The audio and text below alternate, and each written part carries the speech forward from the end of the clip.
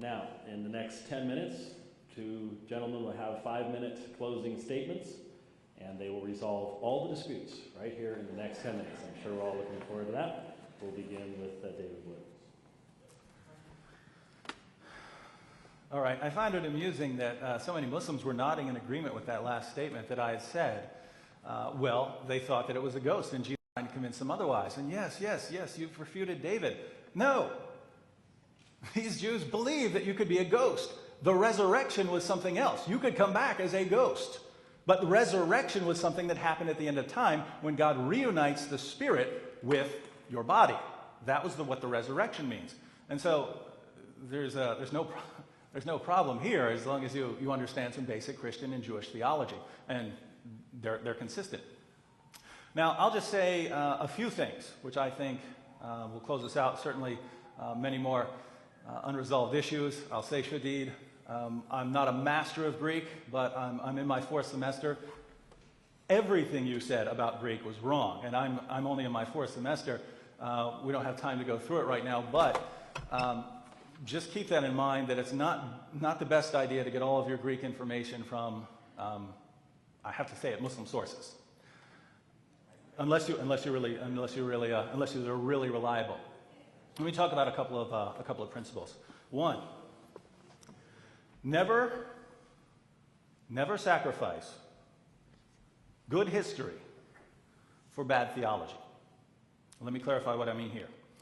I go to history, I ask a question, did Jesus die by crucifixion?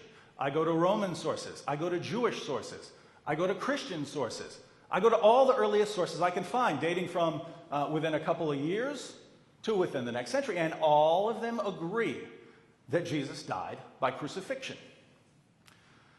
And then I go to modern scholars. I look at all the positions of renowned scholars on these issues. I say, all right, what do these scholars say? What do non-Christian scholars say? Because I'm interested in what they have to say. Because they're not biased in favor of my view, so I want to know what they have to say. And I look at them. I look at Ehrman. I look at what the Jesus Seminar has to say. I look at what all these people have to say, and they all agree. They all agree. And by the way, I can count the number of historical Jesus scholars, New Testament scholars in the world who even question Jesus' death. I can count that on one hand. Well over 99% consider Jesus' crucifixion, death by crucifixion, a historical fact. So I look at that and I say, all right, that's good history. I approached that well. I didn't go with biases. I checked out what non-Christians had to say. Everyone agrees Jesus died. And now the standard Muslim explanation, which I'm glad that Shadid doesn't appeal to. He sounded like you've gone a little amity on me by appealing to the idea that Jesus was crucified and was just rescued from that. But the standard Muslim interpretation, which I'm sure several Muslims in here believe, was that God did trick everyone into believing this. And this certainly fits with the text of the Quran. If you go with this and you bring in God as a deceiver to trick people into believing false things, I'd say that's bad theology. So I'm not going to throw out good history for the sake of that sort of bad theology. I'm not saying that Muslim theology in general is bad. I think that much of Muslim theology is good. So that's one principle.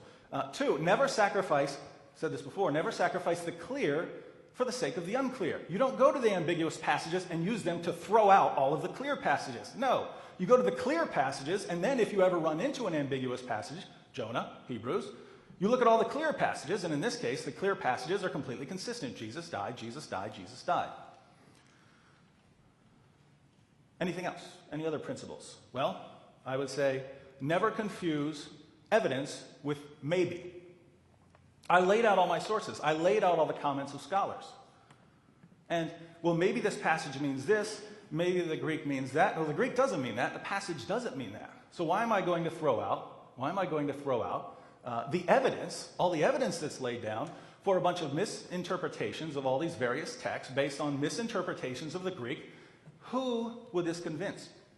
Now, it seems the only issue we discussed tonight is whether Jesus was crucified. I've argued that Jesus was raised from the dead as well. Shadid never responded to any of that, so we can conclude that he has no dispute with this. But if he has no dispute with that, then if we can conclude that Jesus died, and again, all the historical evidence, when examined at face value and not tried to twist it to Muslim use, when we examine all of this historical evidence, it's very clear that Jesus died. And since my case for Jesus' resurrection afterwards was never refuted, I say that we've seen that according to the evidence, not according to the Muslim view, but according to the evidence, Jesus of Nazareth rose from the dead.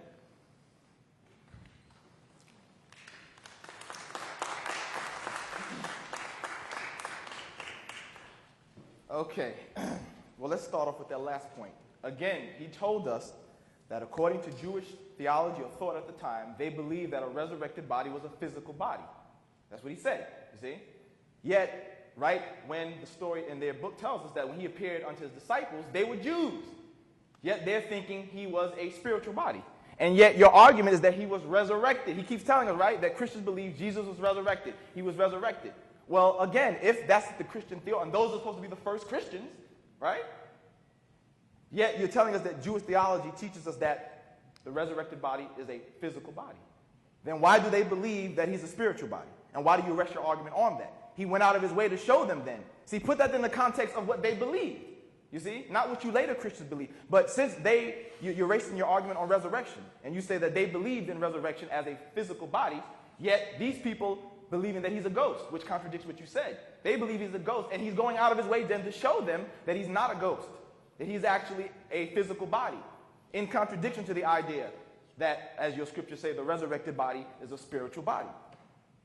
Now, you see that his argument, he wants to appeal to history, you see? He doesn't want to really touch with the evidence I brought about the sign of Jonah and things of that nature, you see? So he says, his case rests on history. Well, look. This is from, I believe the man's name is Jim Walker. He says, as you can see, apologist Christians embarrass themselves when they unwittingly or deceptively violate the rules of historiography by using after-the-event writings as an evidence for the event itself. Not one of these writers gives a source or backs up his claims with evidential material about Jesus. You see? Most of these people, Tacitus, Josephus, etc., who they appeal to, again, wrote after the fact.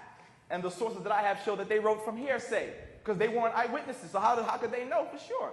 They were Christians running around telling you this, so they just, this is the history there, you see?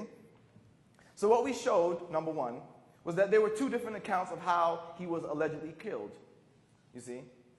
And as you see from the Quran, Allah addresses both of them. They killed him not, meaning the method of the Jews, nor was he crucified, killed by crucifixion, the Roman style. We showed where the doubts arose from, as none of his close followers were close enough to see and confirm what happened, and they all forsook him and left, so none actually can say they saw him die. None of them, you see? So, and none of the so-called historical evidence is from eyewitness reports, okay? So it all adds up to the following of conjecture, as the Quran says. But one thing is certain, as Allah says, they did not kill him, so he did not rise from the dead, and he showed that when he went to his disciples. So as the evidence presented clearly shows, remember the sign of Jonas. It appeared as Jonas would have been killed from what he went through. But through it all, he remained alive. And from your scriptures, Jesus says he would be as Jonah was, conditional as Jonah. And Jonah was never dead, and he was never resurrected from the dead. He never died. Thank you. And Jesus said he would be like that.